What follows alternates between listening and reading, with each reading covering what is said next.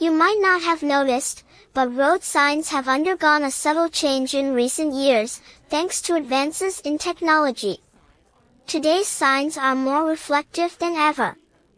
You can actually read them in the dead of night, even when the only source of illumination is your car's headlights.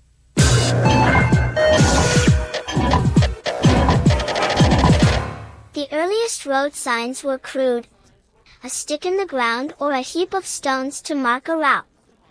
In the Roman Empire, stone posts were erected along roadsides at regular intervals, indicating the distance to Rome. Centuries later, stone marker systems gave way to wooden cross signs, pointing in several directions at once.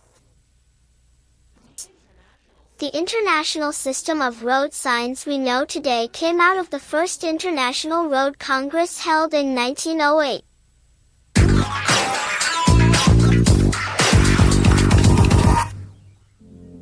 The process of manufacturing a road sign starts with a computer.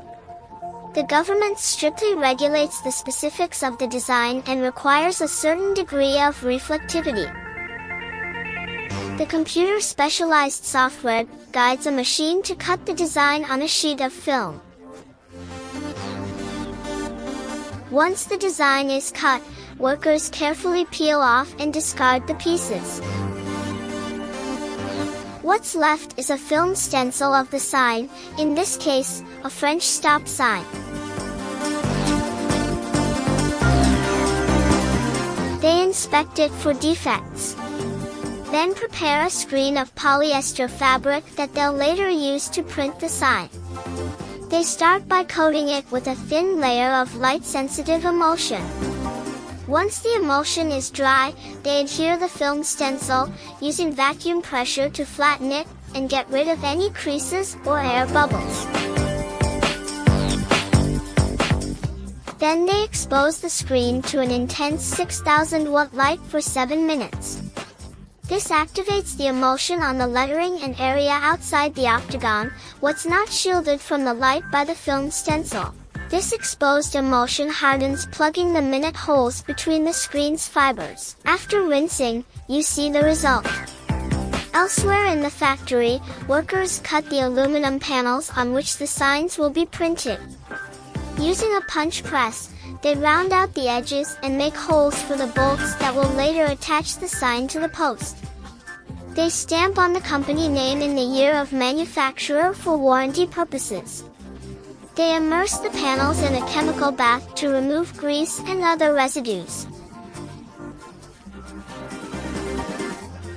Then they rinse off the panels and dip them in an acid solution that seals the metal to make it better withstand harsh weather. Next, they laminate the aluminum panels with a film containing minuscule glass particles. This film will make the sign reflect in the dark when light hits it.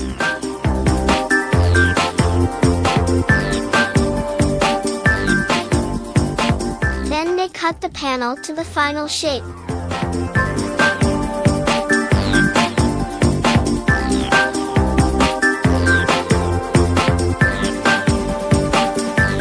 Now, they can finally print the sign.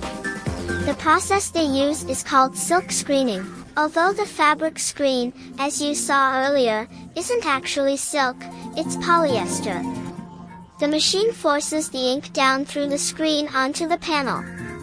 The ink penetrates through the open fiber holes of the octagon, printing the red background of the stop sign. But it can't penetrate through the blocked fiber holes of the lettering and the area outside the octagon, so those remain white.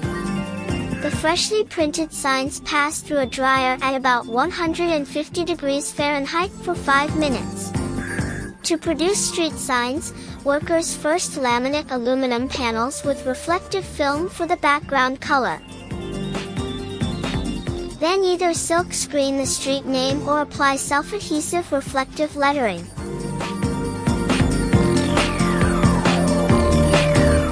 But it's back to the silk screening process for printing multicolored signs. Workers print them one color at a time with a drying cycle between colors. All the film stencils are carefully stored for future use. The printed signs go into an oven for a final curing at 349 degrees Fahrenheit. An hour for a one-color sign, a half hour per color for a multicolored sign.